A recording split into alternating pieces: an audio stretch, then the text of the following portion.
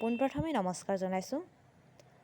আজি মই তোমালোকক এইচএছ ফাৰ্ষ্ট ইয়েৰৰ স্বাধীন অধ্যয়নৰ একাদশ শ্ৰেণীৰ পাঠ্যপুথিৰ দ্বিতীয় খণ্ড অৰ্থাৎ যি ইতিহাস খণ্ড আছে বুৰঞ্জী খণ্ড, সেই বুৰঞ্জী খণ্ডৰ প্ৰথম চেপ্টাৰটি কিছু কুৱেশ্যনছ মই তোমালোকক দিবলৈ চেষ্টা কৰিম।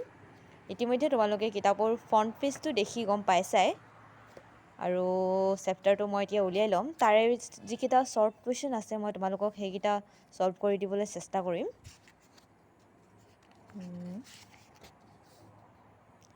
এইকেইটা প্ৰথমতে আছে বৰ্মন বংশৰ প্ৰতিষ্ঠাতা কোন? আৰু মই এনচাৰকেইটা তোমালোকক এইফালে মই এখন ফলি লৈ লৈছোঁ। আচলতে আজিকালি এনেকুৱা ফলি ব্যৱহাৰ নকৰে, কিন্তু মই প্ৰায় ঘৰত আচলতে প্ৰেক্টিছৰ কাৰণে মই ফলিখন ব্যৱহাৰ কৰোঁ। মই এইখন প্ৰায় ক্লাছ 1ৰ পৰা ব্যৱহাৰ কৰিছোঁ এইখন, আৰু মই তোমালোকক দেখাই যাম এতিয়া। বৰ্মন বংশৰ প্ৰতিষ্ঠাতা কোন? ইয়াৰ উত্তৰটো হ'ব, মই তোমালোকক লিখি দেখাম, এইটো হ'ব পুষ্য বৰ্মন। এইফালে চাব, মই লিখি আছোঁ।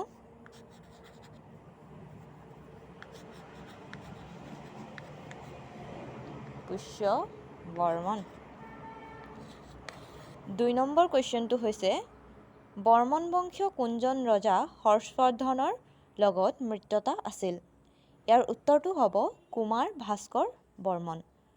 মোৰ হেণ্ডৰাইটিং বেয়া বাৰু, আপোনালোকে হেণ্ডৰাইটিঙলৈ মন নকৰিব, জাষ্ট এনচাৰকেইটাত ফ'কাছ কৰক। দ্বিতীয় প্ৰশ্নটোৰ উত্তৰ হৈছে কুমাৰ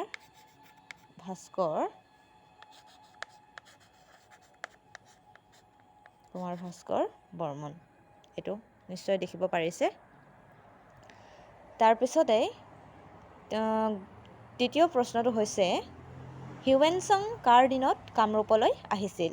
আৰু ইয়াৰ এনচাৰটো হৈছে ভাস্কৰ বৰ্মন। আৰু মই এনচাৰটো ইতিমধ্যে ওপৰত লিখিছোঁৱেই, এইফালে চাব পাৰে আপোনালোকে। ভাস্কৰ বৰ্মন। ইয়াৰ পাছৰ প্ৰশ্নটো হৈছে কোনজন ৰজাই কামৰূপৰ ৰাজধানী কমতাপুৰলৈ স্থানান্তৰিত কৰিছিল? আৰু ইয়াৰ আনচাৰটো হ'ব দুৰ্লভ নাৰায়ণ।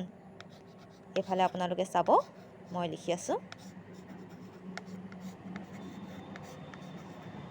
দুৰ্লভ নাৰায়ণ। ইয়াৰ পাছৰ প্ৰশ্নটো হৈছে অসমীয়া ভাষালৈ পোনপ্ৰথমতে ৰামায়ণ কোনে অনুবাদ কৰিছিল? এই প্ৰশ্নটো খুবেই ইজি প্ৰশ্ন, আৰু এইচএছ ফাৰ্ষ্ট ইয়েৰৰ ষ্টুডেণ্ট হিচাপে আগতেও এই কুৱেশ্যনটো পঢ়ি আহিছে, গতিকে এইচএছ ফাৰ্ষ্ট ইয়েৰৰ ষ্টুডেণ্টৰ কাৰণে এই কুৱেশ্যনটো একেবাৰে ইজিয়ে বুলি ক'ব পাৰি, ইজি বুলিয়ে ক'ব পাৰি।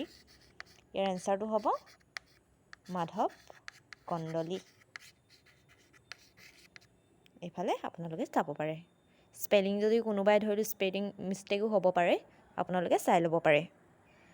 তাৰ পাছতে হ'ব আহোমসকল কোন জাতিৰ অন্তৰ্গত? আৰু ইয়াৰ উত্তৰটো হৈছে টাই জনগোষ্ঠী। আৰু মই এইফালে এনচাৰটো লিখি দিছোঁ, টাই